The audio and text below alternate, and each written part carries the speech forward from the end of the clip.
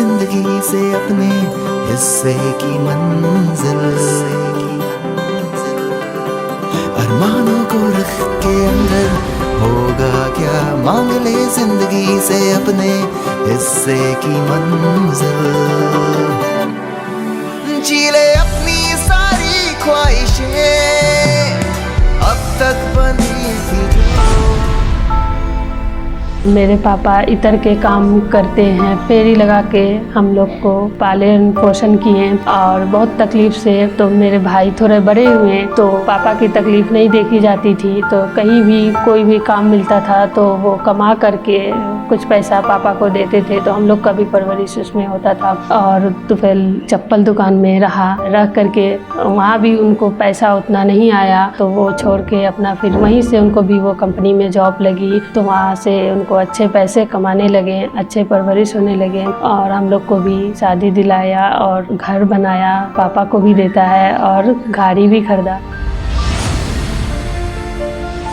उलझनों से डरे नहीं, कोशिश करें बेहिसाब, इसी का नाम है ज़िंदगी, चलते रहिए जनाब। नमस्कार, मेरा नाम तुफैल अंसारी है। मैं वीवो बिहार फैमिली से पिछले 8 सालों से जुड़ा हुआ हूं और मैं अभी मॉडर्न टेलीकॉम में एक एलीट बीबीए के रूप में काम कर रहा हूं। लोगों की तरक्की तो सभी देखते हैं, पर इसके पीछे की कहानी, पीछे की मेहनत कोई नहीं जानता। मेरी भी कहानी कुछ ऐसी ही है। जब मैं छोटा था तो मैं अपने पापा को देखता था कि वो इत्र की फेरी लगाने के लिए अपने साइकिल से जाया करते थे। कभी कभी ऐसा भी होता था कि उनका इत्र नहीं बिकता था, तो हम लोगों को अपने ख्वाहिशात को मन मार के रहना पड़ता था। जैसे खिलौना लेना हो गया, हम लोग को ये सब चीज़ के लिए मन मारना पड़ता था। मेरा भी मन करता था कि मैं कैसे अपने पापा की, अपने फैमिली की हेल्प करूं आर्थिक रूप से, जिससे मैं मेरे घर में खुशहाली आ सके, एक अच्छा जीवन मैं अपने भाई बहन को दे सकूं, कैसे दे सकूं। फिर मैं धीरे धीरे बड़ा होने लगा। कभी कभी छोटे मोटे काम कर लिया करता था, जैसे कि कोई किसी फैक्ट्री में काम करना हो गया दिहाड़ी पे। उसके बाद फिर धीरे धीरे मैं एक जूते की दुकान में काम करने लगा। वहाँ कुछ दिन मैंने काम किया। मेहनत तो मैं पूरा कर रहा था, लेकिन मुझे मेहनत का उस हिसाब से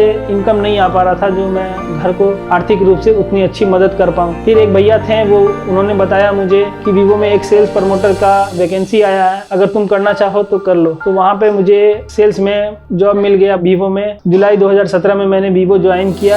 अगर मेरे सेल्स एक्सपीरियंस की बात की जाए तो जब मैंने वीवो ज्वाइन किया था तो उस टाइम पे मेरा सेल्स उतना हो नहीं पाता था। मेरा सेल पहले महीने में 3 या 4 पीस का था। मुझे पहला फोन बेचने में 7 दिन का टाइम लग गया था। मैंने V5S 7 दिनों के बाद बेचा था। उसके बाद धीरे धीरे मैंने अपने आसपास की चीज़ों को ऑब्जर्व करना शुरू किया, जैसे कि कंपटीशन ब्रांड के प्रमोटर्स को देखा कि किस तरह से वो कस्टमर को डील करते हैं। फिर मैंने वहाँ से अपना स्किल को डेवलपमेंट करना स्टार्ट किया। धीरे धीरे मेरा सेल बढ़ने लगा और मेरा सेल 60 पीस, 50 पीस, 70 पीस होते होते अभी 200 पीस तक का सेल होता है मेरा।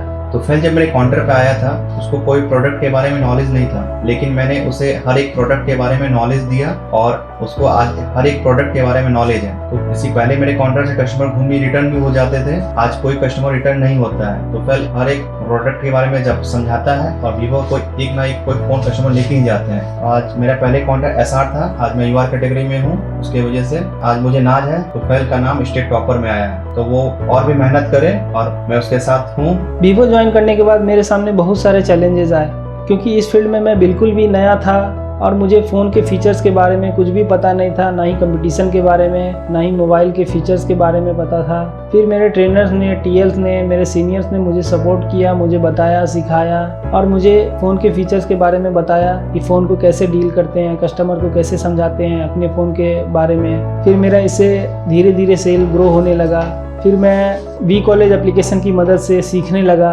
वी कॉलेज एप्लीकेशन मेरे लिए पूरी तरह से वरदान हुआ, जिसकी मदद से मैं अभी पूरे अपडेट रहता हूँ। ट्रेनिंग से रिलेटेड वीडियो वगैरह देखते रहता हूँ। जब भी फुर्सत मिलता है तो इसमें वीडियो देख लेता हूँ, जिससे मुझे नॉलेज आती है और आसानी होती है कस्टमर्स को डील करने में। इसमें मेरा कम्युनिकेशन स्किल भी बढ़ा और स्किल डेवलपमेंट प्रोग्राम इसमें आते रहते हैं, तो मैं उससे सीखता हूँ, जिसके कारण मेरा स्किल डेवलपमेंट होता रहता है और मैं कस्टमर्स को आसानी से हैंडल कर पाता हूँ। कुछ समय के बाद मेरे अंदर भी कंपटीशन की भावना आ गई थी। KPI पैरामीटर के आने के बाद मुझे ऐसा लगने लगा कि सेल्स के साथ साथ KPI भी बहुत ज़रूरी है, तो इसलिए मैंने KPI पैरामीटर पे पूरा ध्यान दिया और V-Shield, वी कॉलेज एप्लीकेशन की मदद से वीडियो देखना हो गया, असेसमेंट देना हो गया, ये सब पे पूरा ध्यान दिया, जो आज कहीं ना कहीं मैं आपके सामने बोल पा रहा हूँ। अगर मेरे अचीवमेंट्स की बात करें तो वीवो की तरफ से मुझे बहुत सारे अवार्ड मिले, जैसे कि 2022 में proud of north Kosi award मिला, जो मेरे अटेंडेंस, टाइमिंग और असेसमेंट को देखते हुए दिया गया। 2023 में मुझे बेस्ट केपीआई अचीवर अवार्ड मिला, जो मेरा केपीआई अचीवमेंट रहता था उसके बेसिस पे मुझे मिला। और 2024 में मुझे केपीआई बेसिस पे